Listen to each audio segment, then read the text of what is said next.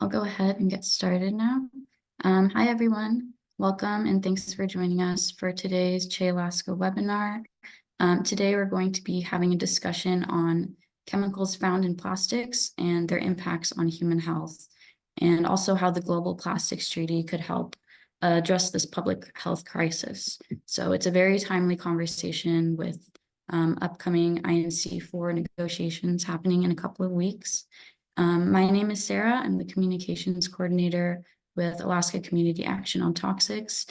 And before I go ahead and introduce our speakers, I want to note that Che Alaska is a program of ACAT and Collaborative for Health and Environment, and it's also part of Che's broader international coalition of over 5,000 individuals across the globe.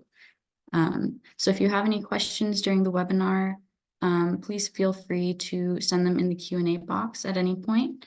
And at the end of the webinar, we'll address any questions. And we might go slightly past the hour to get to the questions, but we'll try to keep it to an hour as we have scheduled. So we have two great speakers joining us today. We have Dr. Tracey Woodruff. She's a professor at UCSF, and she's the director of the Program on Reproductive Health and the Environment.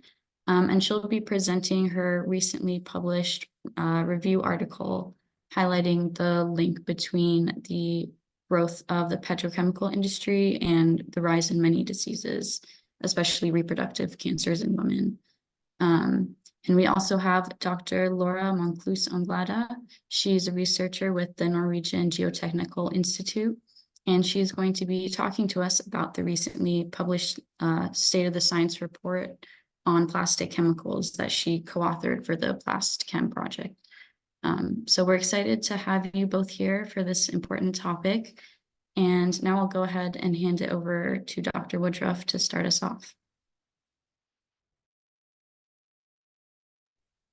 It'll be better if I turn off my mute. Thank you so much for inviting me and for participating in this Che webinar. And I have nothing to declare. So I run the Program on Reproductive Health and the Environment, as well as the Environmental Research and Translation for Health Center. And these programs are dedicated to healthier environments for healthier people by targeted research, improved clinical care, and just public policy. And I have nothing to declare in terms of financial conflicts of interest. So I am going to talk about an article I recently published in the New England Journal of Medicine, which is about how fossil fuels are driving our exposures and subsequent health effects of endocrine-disrupting chemicals. And I wanted to note that what was, I think, really an important marker of this is that the New England Journal of Medicine is the world's leading medical journal, and they have been published continuously for over 200 years. And so I wanted to, just before I get into what it says, talk a little bit about how this represents a really important milestone in our collective action to improve the recognition of environmental chemicals as a driver of health risks. So this has been, this work has been, the article represents a lot of years of work, including with the Collaborative on Health and the Environment. And previously to, and I wanted to note that a lot of the work started in 2007 when we hosted a summit on reproductive environmental health. And prior to that, there had been some very foundational books published in the field, including from Theo Colborn and Pete Myers and Ted Shetler on EDCs and health effects. But really, a lot of this work started to accelerate starting in 2007 with a lot of important aspects that formed the foundation for this work that was published recently coming from the summit, including a lot of work to engage health professional societies, such as the American Congress of Obstetricians and Gynecologists, the International OBGYN Society, the Endocrine Society, all have issued opinions about the importance of environmental risk factors on health, along with improved methods that we've developed at UCSF for how to evaluate evidence that provides a more closely aligned with how clinical medicine evaluates evidence and provides a more rigorous and comprehensive evaluation of evidence with a bottom line summary. And those two streams have helped embed environmental chemicals as a risk factor in the healthcare field, which I think is representative of this New England Journal of Medicine article. So the leading cause of premature death globally is pollution. 9 million deaths annually. Air, water, pollution from lead and other chemicals, and other toxic occupational exposures are the leading cause of premature death. This has actually been published in 2 separate articles in the Lancet. And I will note that total pollution, that's secondhand, and smoking is close behind, is over 3 times greater than AIDS, tuberculosis, and malaria combined. And of this total, chemical pollution is over 1.8 million, contributes over 1.8 million premature deaths. But this is likely underestimated, which I'll talk a little bit more about, since most of the chemicals that are produced and used in commerce, we actually do not have the data to adequately characterize exposures or health risks.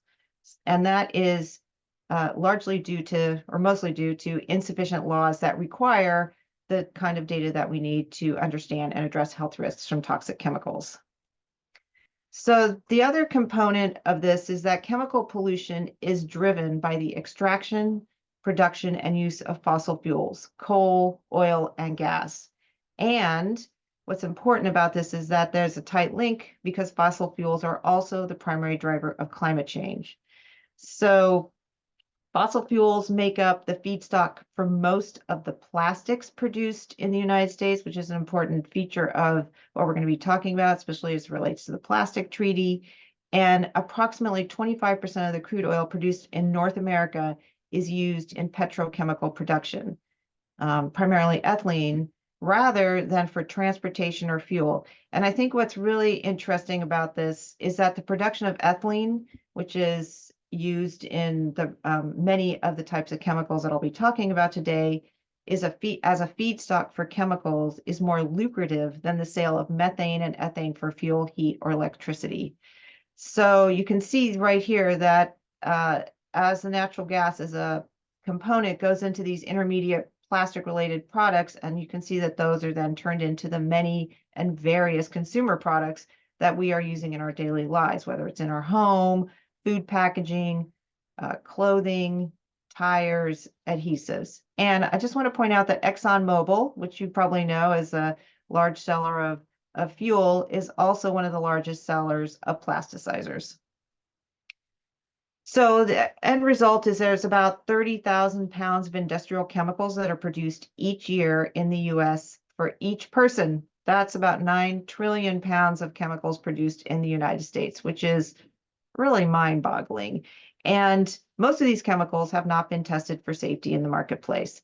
And these include many of the chemicals that you probably are familiar with. I'll highlight some of them today, which are perfluorinated chemicals, flame retardants, phthalates, and phenols. These are also used either primarily or as an additive in plastics, which is a really important growth area in the US in terms of chemical production. So these chemicals are also known as endocrine-disrupting chemicals. These are chemicals that can interfere with the function of hormones through multiple mechanisms. And this disruption, particularly during susceptible periods of development, can increase the risk of many adverse health effects. This features some work that was done by Heal in Europe on how EDCs can affect female reproductive health, including early menopause, breast cancer, polycystic ovarian syndrome, endometriosis, infertility, irregular menstrual cycles. Other harms include impacts on male reproductive harms, increase in metabolic disorders, hormone-sensitive cancers, and neurodevelopmental harms. So oil and gas consumption has increased dramatically since the 1950s. And currently, petrochemicals account for about 12% of global oil demand, but they are on course to account for more than 1/3 of the growth in worldwide oil demand by 2030, and nearly half the growth by 2050.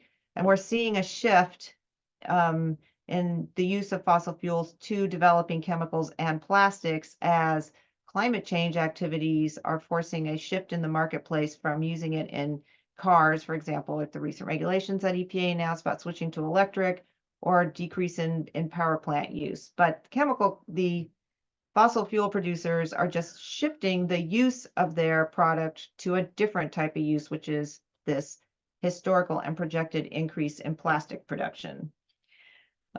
So plastic production is predicted to grow by a factor of almost 3, from 400 million metric tons to 1,100 million metric tons by 2015. That means more products with more chemicals to which we will be exposed. So we already know that toxic chemical exposures start in utero. National and individual studies show over and over again that we're exposed to dozens of toxic chemicals, including the chemicals that talk PFAS, phthalates, BPA, flame retardants, etc. This is just one example of some study we did very early on in 2011 from using data that's collected by the federal government, showing that pregnant women are carrying at least 43 different chemicals in their bodies across the United States.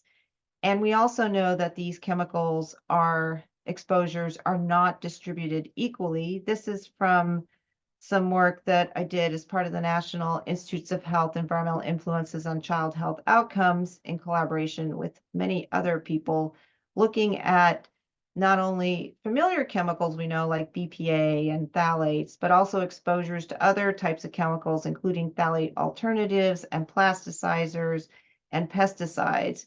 And in this pilot study, we found that many of these chemicals are higher in Hispanic and Black pregnant participants compared to their white counterparts. And that's indicated by these upward arrows. Those are higher levels in Black and Hispanic participants. So the end result is what we're seeing due to some of these external factors is a shift from communicable to non-communicable diseases since 1990. I think this is really remarkable data. In 1990, communicable diseases, so that's things like AIDS, malaria, tuberculosis, had the highest share of the global burden of disease at about 50%. That has shifted since 1990 to 2019, which now non-communicable diseases, so you can think of those things as cancer, respiratory, cardiovascular, neurological, metabolic diseases like diabetes and obesity, now are the majority of the global burden of disease at 64%. That is a remarkable change in a short period of time. So that's not genetics, that's from external factors. And leading medical societies link the growth in chemical production as one of the potential risk factors for this increased growth. In the United States now, the increase between 1990 and 2019 in neurodevelopmental disorders, diabetes, respiratory diseases, and cancers increased between for different diseases, 28% up to 150%. So as I said, the chemical exposures in the plastic life cycles, you have natural gas extraction, which is becoming the dominant source of fossil fuel extraction in the United States due to the increase in fracking starting in around 2010. People can be exposed all along the processing, manufacturing, distribution, and disposal. So a lot of what I've been talking about is the products that we come into contact with, but certainly people who live in communities near these facilities are also exposed, and often at higher levels, to the products of the fossil fuel extraction and production and use. So I want to point out that when we're looking at risks to these chemical exposures, you have to also consider that risks can be modified depending on a number of different factors. Those factors can include extrinsic factors. So for example, socioeconomic status, discrimination, access to healthcare, food insecurity, also intrinsic factors like age, pregnancy, genetics, and sex. And these factors can interact and also increase or decrease people's resiliency to chemical exposures. So people who have lower income, less food access, have underlying disease status or of developmental exposures can be at much greater risk of exposures to a chemical exposure for an adverse health effect than someone who does not, who is maybe living in a higher economic situation and more health-free and an adult.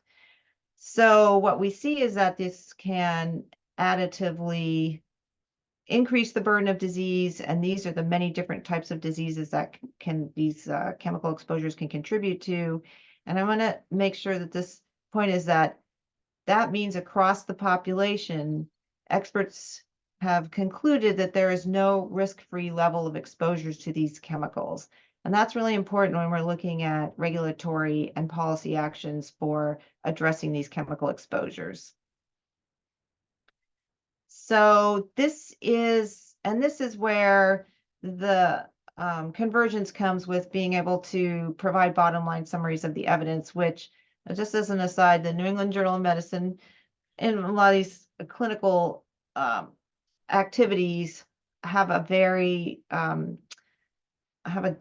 require that there be a rigorous systematic review before to make conclusions about evidence. And what's been really a big shift in the field is we do have a lot of high quality systematic reviews that have been conducted by many different groups, including the National Academy of Sciences, EFSA, which is in Europe, and US EPA, so that we can make definitive statements about the relationship between these different chemicals that many of us have worked on for many years: PFAS, phthalates, flame retardants, bisphenols, heavy metal, pesticides, and volatile organic compounds, which includes formaldehyde and benzene, to be known or likely to increase the risk of many different types of health effects, including metabolic disorders like phthalates and insulin resistance and diabetes, impaired neurodevelopment, BPA and effects on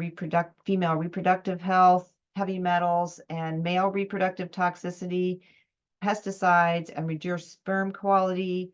And I wanted to point out that for formaldehyde, EPA is a relatively new risk assessment, finding not just cancers, but also neurological harm and female reproductive toxicity. So these are all health effects that are going up in the population. So the solutions are people can reduce exposures to chemicals, but individually, but they have to be done through collective actions, including public policies, which are essential to reduce fossil fuels, extraction, production, and the use of petrochemicals. And while this has been recognized by these healthcare professional societies, I want to note that this is because of a lot of work that scientists and advocacy and environmental health groups have been doing to raise the profile of this issue. There's a lot of opportunity to improve health. We have already reduced the levels of the 6 common air pollutants by a lot since 1977 because of the Clean Air Act, while at the same time increasing gross domestic product and the population. And EPA is actually on track to have probably their most productive regulatory year this year since the PM 2.5 standard. They are announcing reducing PFAS in drinking water. They have new work they're doing on phthalates and cumulative risk. I actually didn't include, they just announced they're doing a new power plant rule, and they've also new rules to reduce air toxics. So there's an opportunity to focus on fossil fuel, reduce them, and toxic chemicals for a win-win. So in conclusion, environmental chemical exposures are ubiquitous and they adversely affect health, and that those health effects are inequitably distributed. And fossil fuels contribute to climate change and petrochemical productions, thus increasing disease. So reducing fossil fuels, so public policies that focus on reducing fossil fuels can reap a double benefit for climate change and improved health. And that scientists and healthcare providers, along with community partners, are critical for supporting this systemic solutions in order to improve health and for all. So I'd like to thank everyone and the Program on Reproductive Health and the Environment and the Earth Center, and you can follow us on our social media channels. Thank you. Thank you for that, Dr. Woodruff, and for walking us through your article and starting to outline what we need from public policies, which transitions nicely into the State of the Science report that our next speaker will be talking about.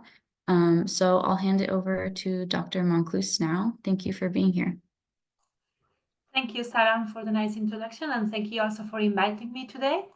Let me share my screen.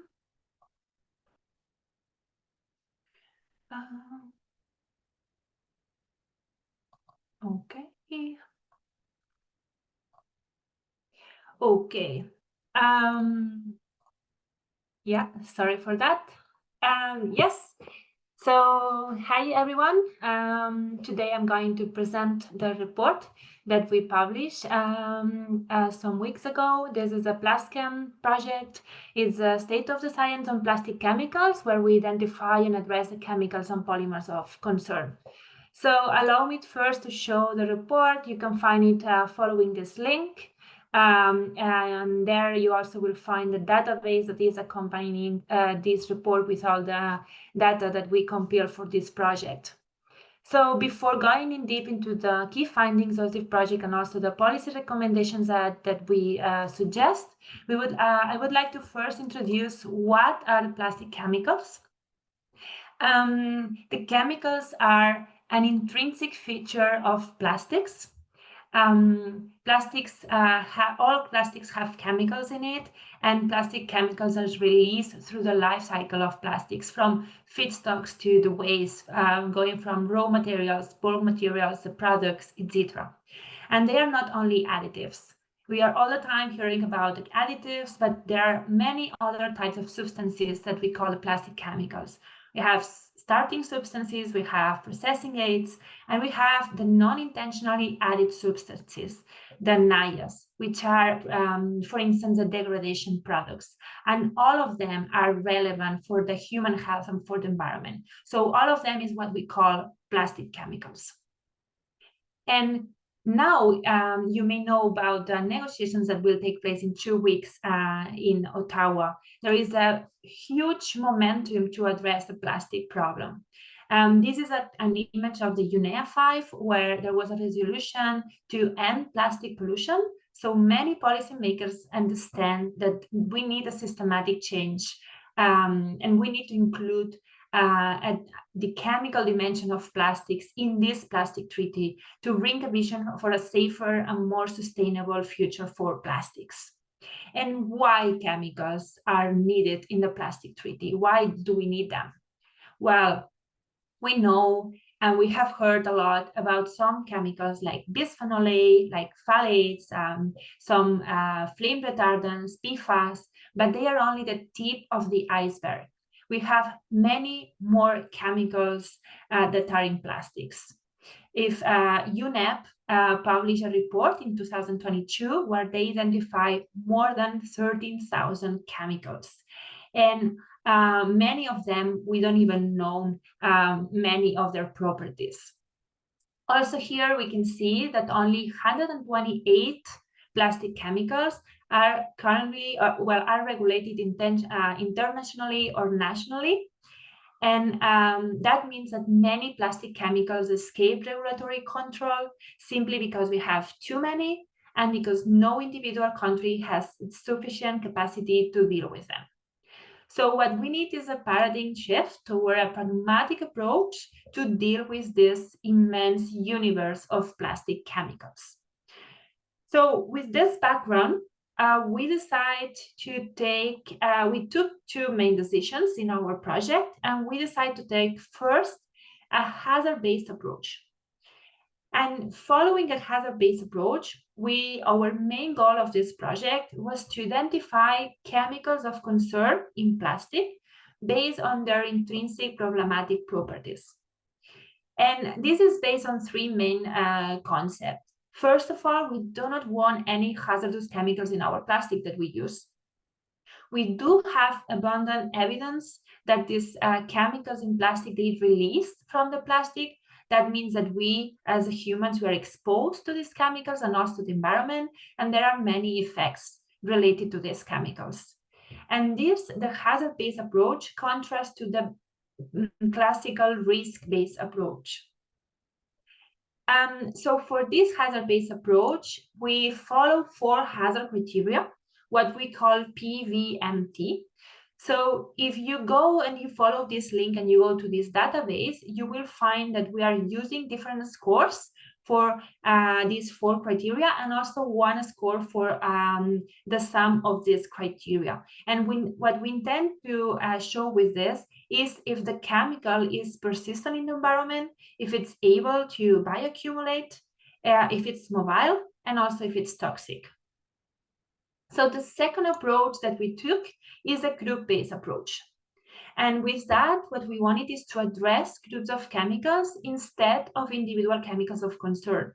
So in a timely manner, we cannot go chemical by chemical to check on them because we simply do not have the time. Also, there are chemicals that have similar structure and possess also similar hazard properties. So basically, our intent was to group them in groups that facilitates the management of the chemicals, also incentivize safe by design products, and avoids the regrettable substitutions. And so following these 2 approaches, in our Plastium database that you can see, we identify more than 16,000 plastic chemicals. And that's more than previously known. I showed you before that UNEP in 2022 identified 13,000. In 2024, we are identifying 16,000. Basically, we are building on the UNEP database. We use more sources and information was updated. And what is important is that not all of these chemicals are additives. So in this database, what we are highlighting is the multiple functions that the chemicals have and the complexity of the chemical dimension of plastics. So in addition to the well-known additives such as the plasticizers, flame retardants, we have many more types of chemicals. We have colorants, we have monomers, we have processing aids, and then we have these NIAs that I was telling you about. In here, it is in the other functions. And all of them are relevant for human health and the environment, and this is key.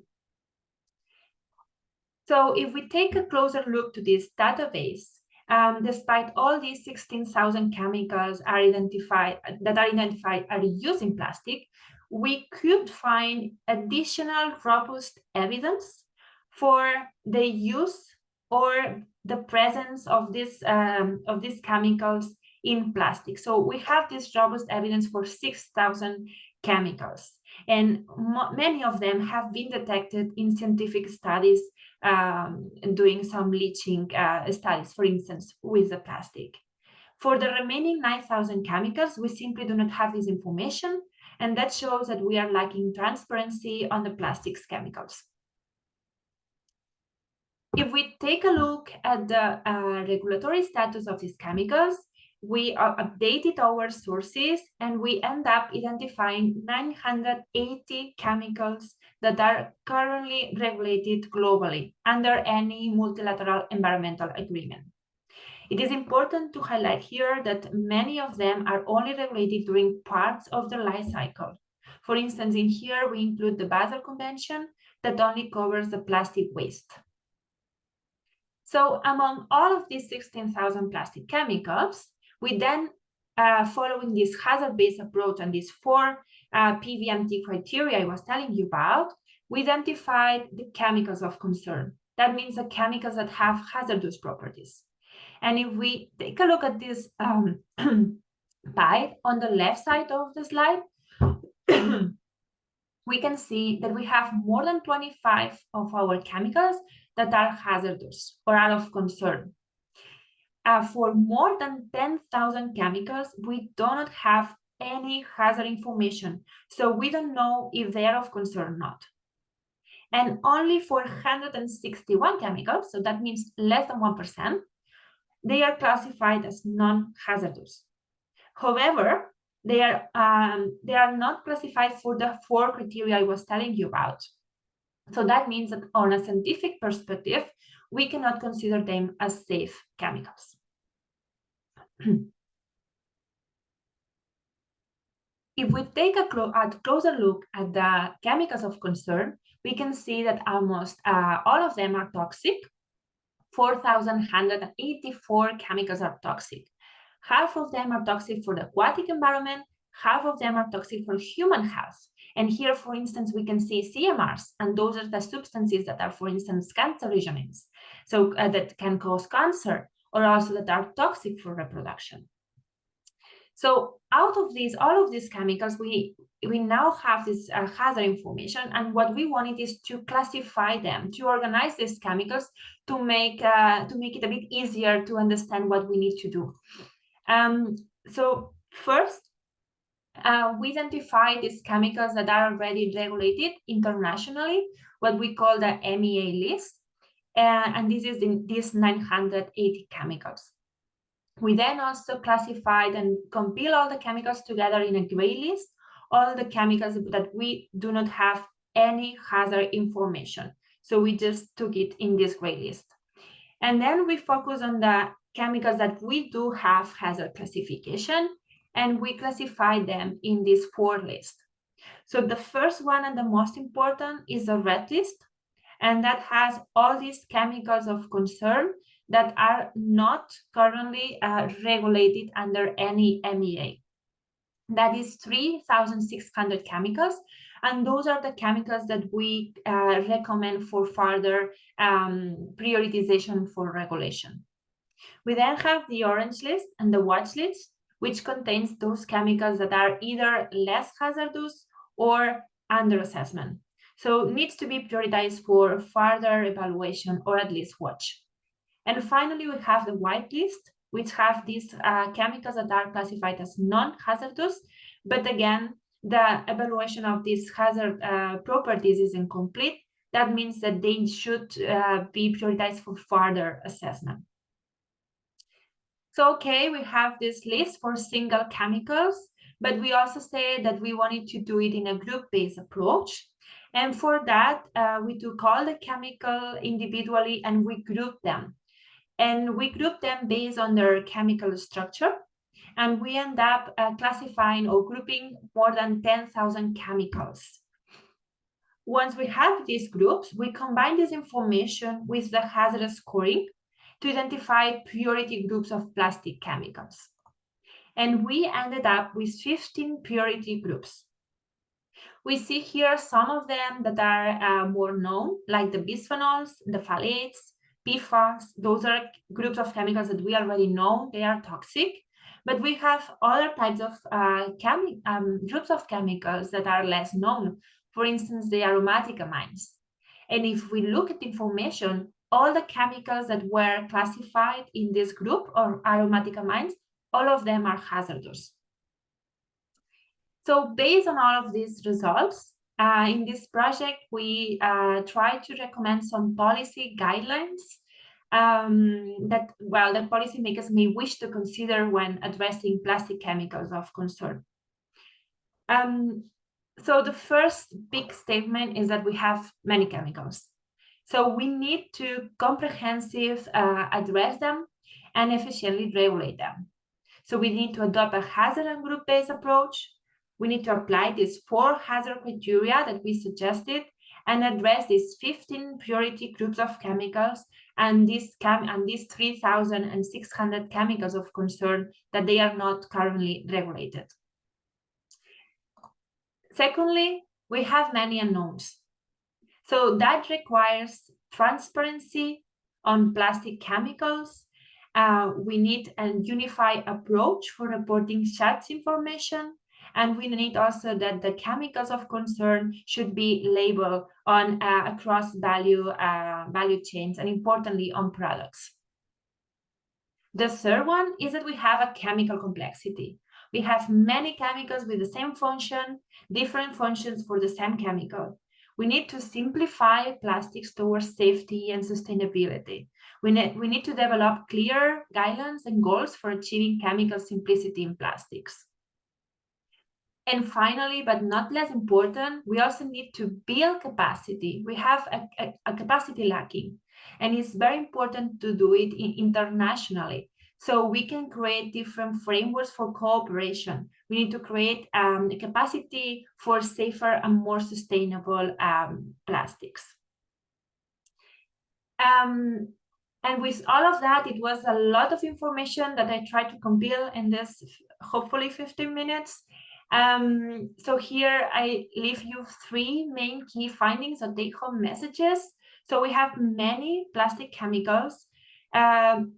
More than 3,600 are of concern and are not regulated, but we do have tools and mechanisms, and there is a scientific framework that is ready to be applied to identify and prioritize plastic chemicals of concern and help during these plastic negotiations.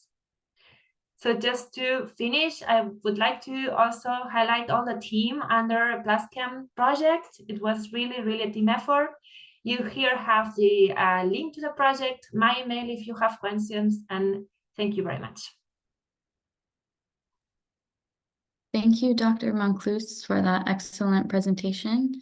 And before we jump into the panel discussion, just a reminder that the audience Q&A will be right after that. So feel free to send in your questions now or at any point before that. So I'll hand it over to Kristen to get us started with the panel. Great.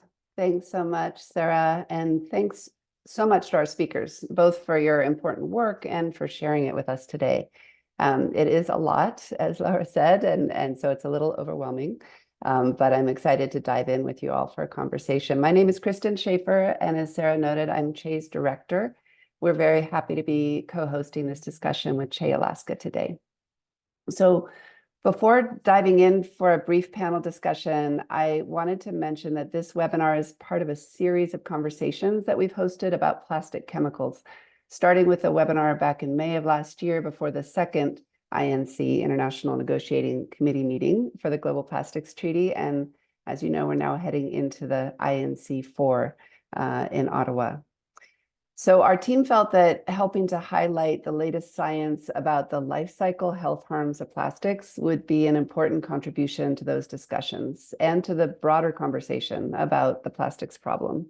So our goal has been to make it very clear that plastic production is a driver of climate change and an urgent environmental justice and public health issue, and that bold and courageous policy changes are needed to address these risks. As Tracey noted in her presentation, the scope of this problem is a bit staggering. We'll drop links to the recordings of those past webinars into the chat now, and you can also find them in the slides and resources section of the CHE webpage for today's discussion.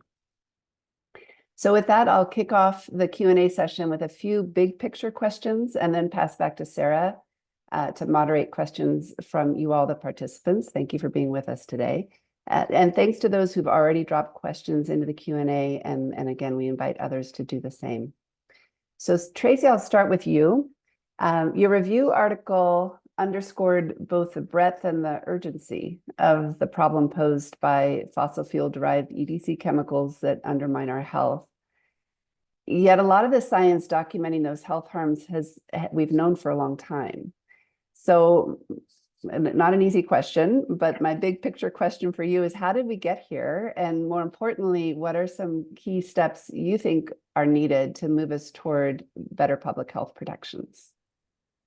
Right. Thank you for the question, because I also talk about this in the article. And one of the reasons we're here is because we do not have sufficient laws that require that chemical companies tell us where they're using the different chemicals and what are the health hazards before those products are used in the marketplace. Now, I know I can just talk about it in the United States, chemicals that were on the marketplace in 1976, that's the vast majority of the ones that we're talking about.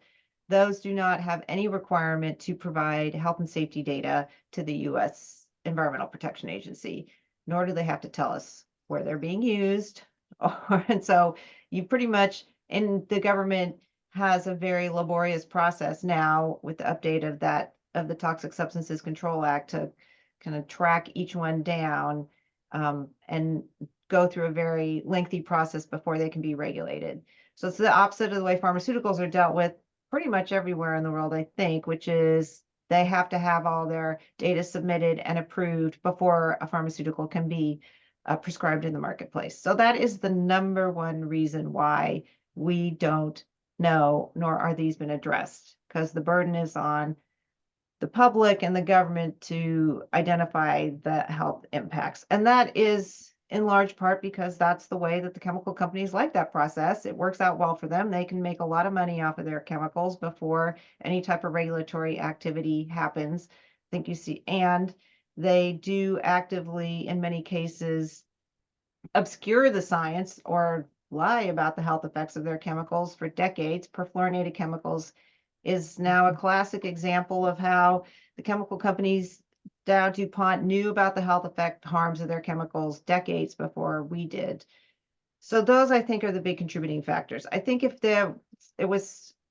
I don't think that in the United States the paradigm is going to shift too soon, but I think one of the things that's really been helpful is that a lot of the collective information and science that's been happening, and that advocates have been very, very active in promoting this issue, and the healthcare community, they inevitably will have to address this because they just are seeing too many increases in these chronic health conditions and too many unusual, complex health diseases that you have to look to other factors. I mean, there's other changes that have happened, for example, the growth of ultra processed food, but certainly chemicals are an important contributor to that. And I just want to say there is new methods that people have been using to try and more rapidly identify health effects through like in vitro and in silico approaches, like using computers and small. And I think those systems hold a lot of promise. There's always going to be a barrier to getting them out of the marketplace in terms of the regulatory process. Under the way the laws are set up, it's pretty slow. Yeah. Well, thanks for that. And yeah, your point is well taken that we're getting to the point where it's too big a problem to ignore, that there's just so much evidence linking these chemical exposures that it's going to drive us toward that paradigm shift that we need.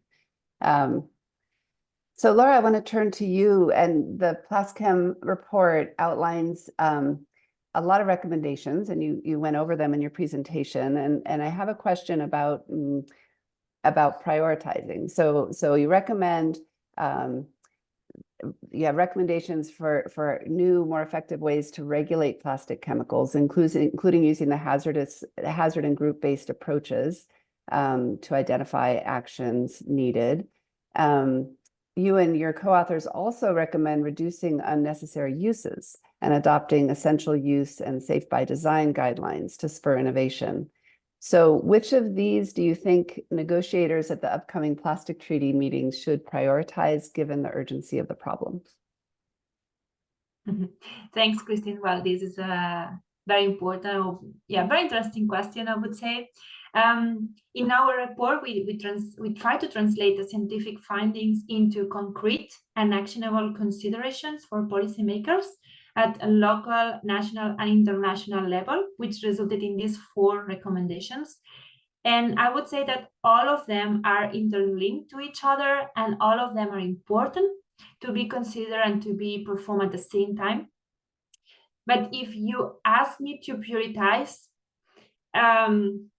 maybe perhaps the most urgent action due to the high number of substances of concern that we identify would be the first recommendation, would be to regulate the plastic chemicals of concern, to apply hazard-based approach, apply group-based approach to identify them, apply the 4 hazard criteria, and that can be extended as well. As one thing that I didn't have the time to go in depth in this presentation, as we talk about aquatic toxicity about the environment, we didn't talk about terrestrial toxicity. We still do not have terrestrial toxicity included in this hazard criteria. So this is something that needs further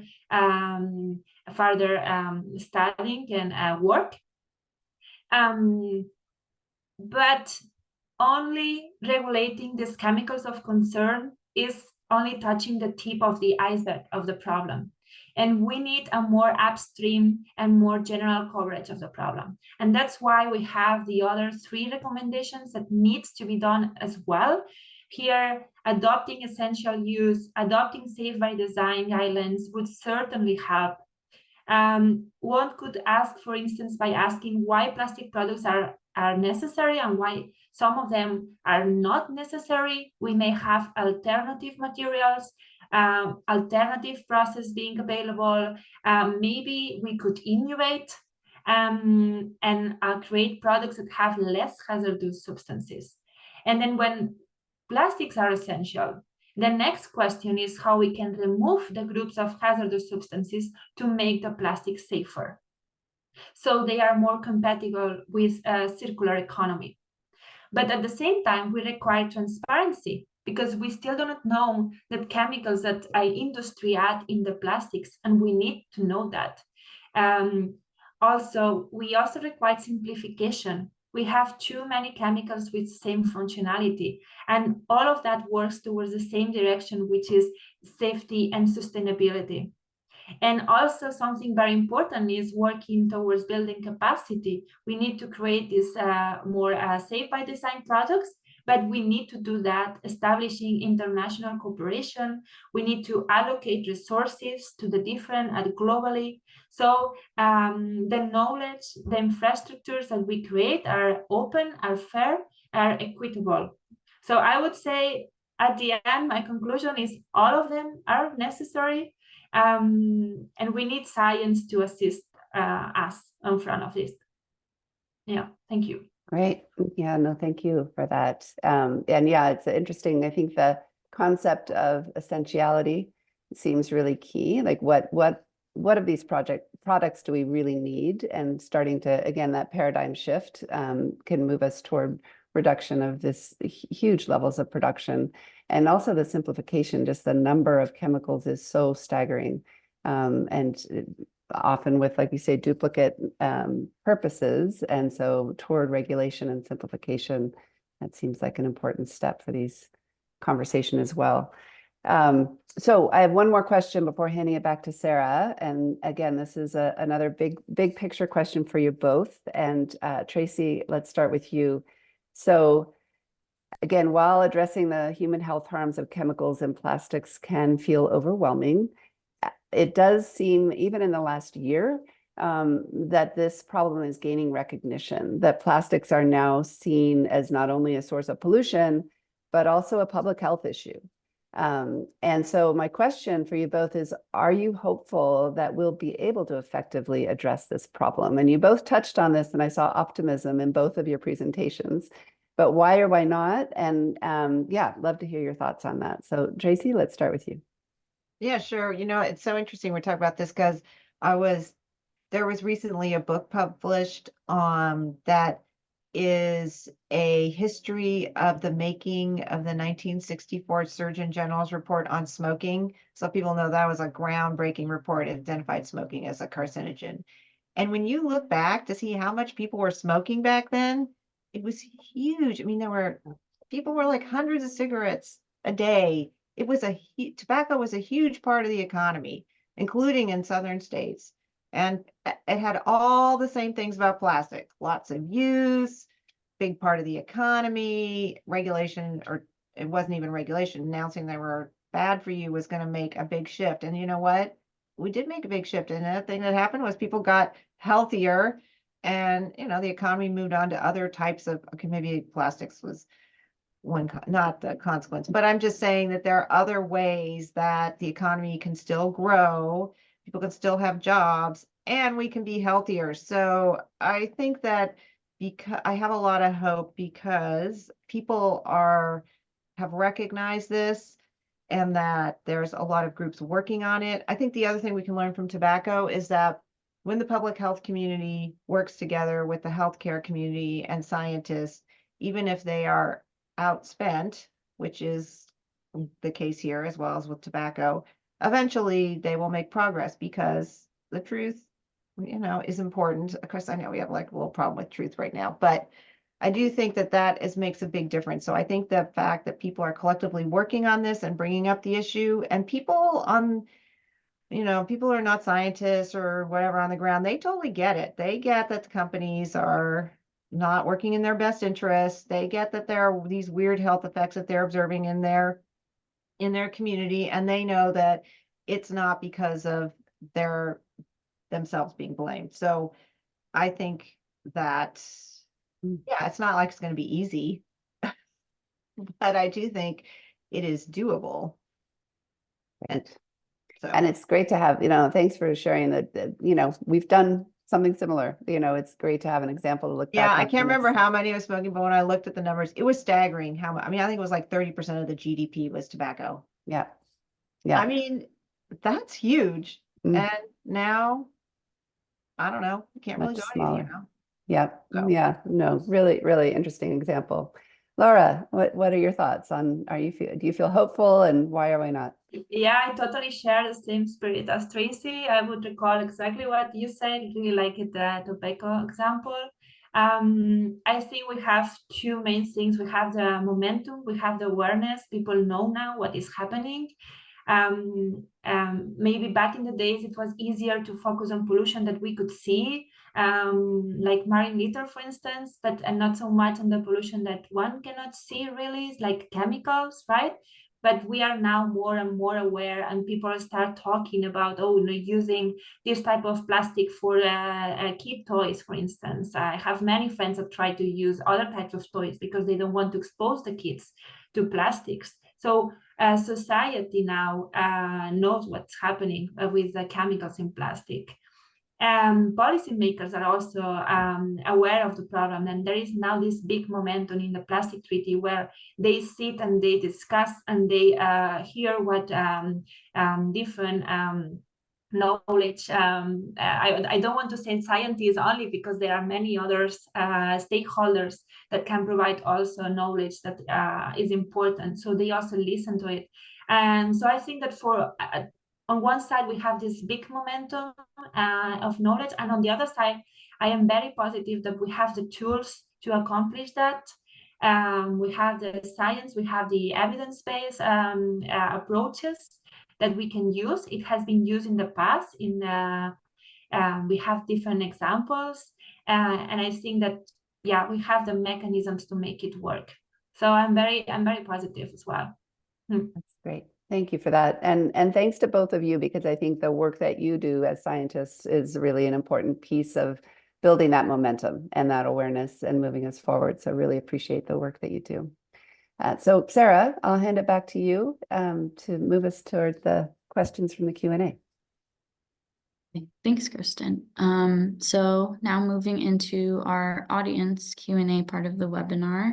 We already have quite a few questions, and maybe we could start with one. I think Dr. Woodruff, you already typed an answer to, but I think it would be good to share it with other participants.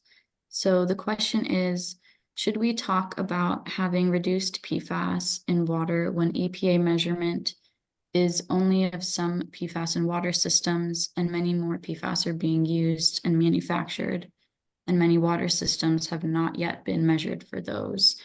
Given possible additive effects between various PFAS chemicals and between PFAS and other toxic chemicals, it seems to underrepresent the magnitude of the problem and the level of progress we're actually making. So this could go for either of you. Yeah, I just want to say, yes, agreed.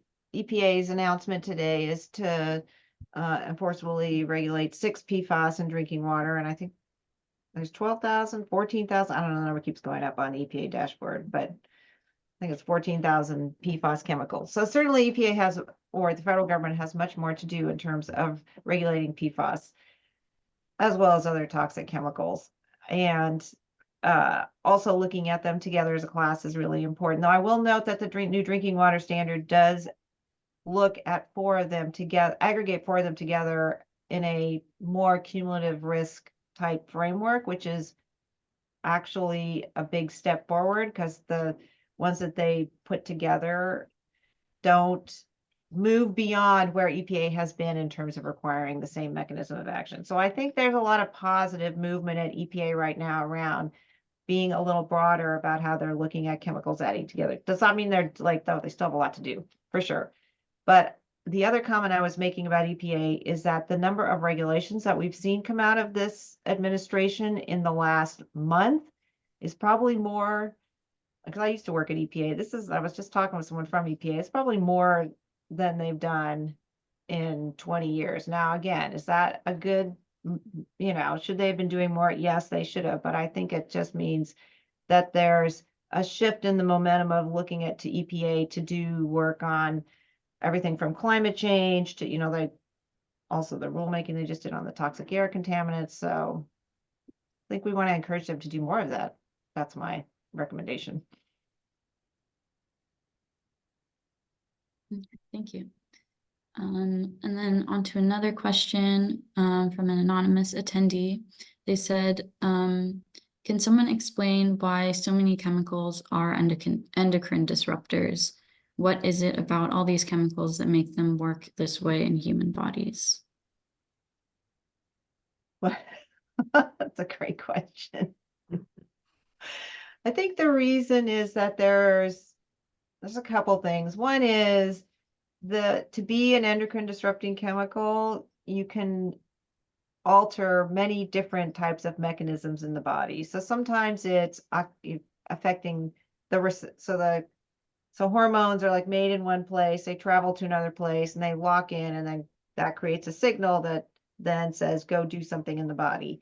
And so there's ways to disrupt that along the path line. It could be not as many of them are made. It could be that the receptor is, either there's more attaching the receptor less, but there's other kinds of downstream mechanisms that have been linked to endocrine disruptors. So like changes even in epigenetics and cellular changes. So I think that a lot of chemicals fall into this category of having these types of mechanisms, making them endocrine disruptors. So it's a pretty broad category. I agree with that.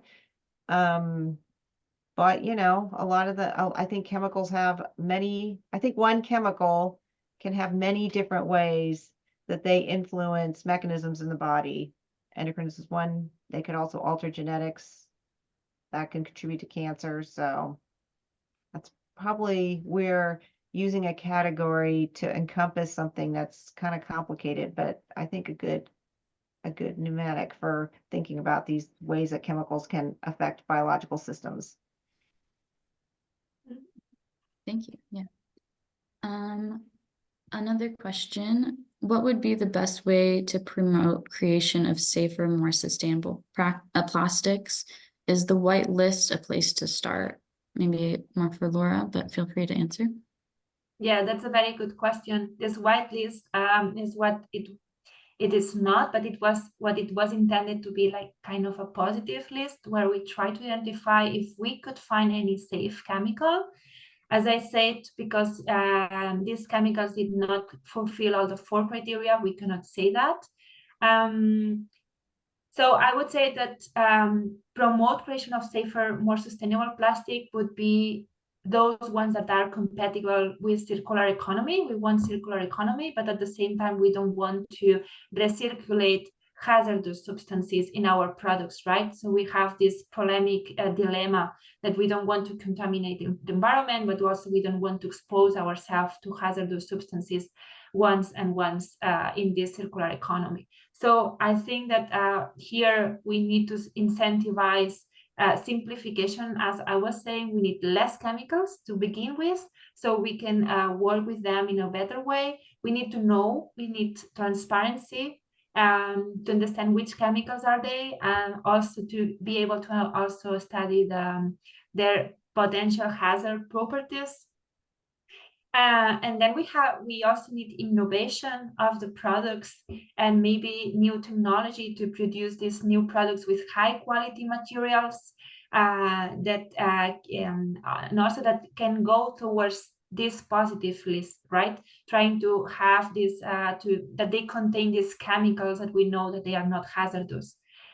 And we could do that in a way that these products could also have kind of maybe a QR or an index where we could see which chemicals they have. So we could trace them and we could know that they are safe or not towards the human health and also the environment. So that could be one way to go. Thank you. Another question for Laura. Have you identified high priority workplace plastic chemicals for which there are no workplace standards or regulations? So plastic chemicals that they have no regulations, mean? Yes, like high priority. Yeah, sure. Yes, we have identified many of these chemicals that are hazardous, that they are not regulated globally. Something that we have also checked in this project or in this report is like regional regulations or national. So we took into consideration the California P665 list and also ECA list, and also from Japan and Korea. And we found that some of these high purity chemicals that are not regulated globally, but they are regulated regionally or nationally in some areas of the globe. Yeah. Thank you. Maybe we'll go back to another question that was already answered, but are the chemicals/oil and gas industries attempting to dispute the adverse health impacts as the tobacco industry did? Yes, that's the short answer. So yeah, we see there's a lot of documentation of ways that the oil and gas industry has obfuscated science. Cover a little bit of that in the New England Journal of Medicine article. Certainly there's been some excellent work looking at how Exxon hid the facts of how fossil fuels are contributing to climate change for many years. But we're also seeing, if you go on the American Chemistry Council's website or Exxon's website, that there are a lot of written items about how some of these chemicals that I talked about, like BPA and phthalates, are not really all that toxic in their ways that they are trying to obfuscate the science. And I just say for PFAS alone, we wrote a paper showing that the manufacturers knew about the health harms of PFAS for decades. So I would recommend, we have an excellent library at UCSF, Industry Documents Library, that collects documents, internal documents from many different types of industries, including the tobacco industry. Started with the tobacco industry. And in those documents, you can see how the tobacco industry works cross-industry to promote some of the tactics they use to decrease the people's access to science, as well as interfere with the regulatory process. Thank you for that answer. I see we're slightly over the hour, so I think that's all the questions we have time for. Thank you, Dr. Woodruff and Dr. Moncrief, for being here and for your insights in this discussion. And thanks to all of you for tuning in and for your questions and comments. There were some questions about a recording, and a recording of this webinar will be available through the CHE website and the ACAT website. And it'll also be sent to your email inboxes in the next day or two. So thank you again, everyone, and we'll see you next month.